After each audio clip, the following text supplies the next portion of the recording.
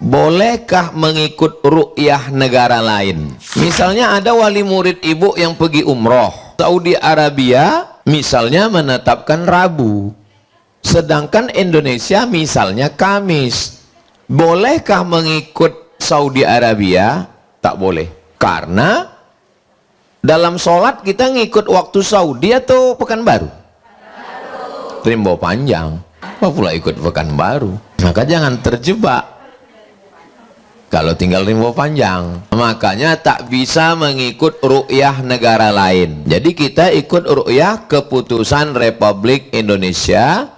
Dari Aceh sampai ke Papua dipasang teropong. Di Pekanbaru teropongnya dipasang di Jalan Sudirman. Sejak dibeli teropong itu sampai sekarang belum pernah nampak hilal. Asal dipasang nampak pucuk sawit.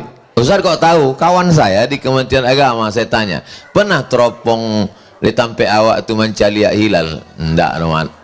Patang waktu ang mencaliak, nampak gaji 3 balai. Nah, biasanya yang menengok hilal itu kalau di tepi laut, Banda Aceh, Papua. Kenapa? Karena bersih, tak berawan. Di tempat kita ini bukan berawan, berasap.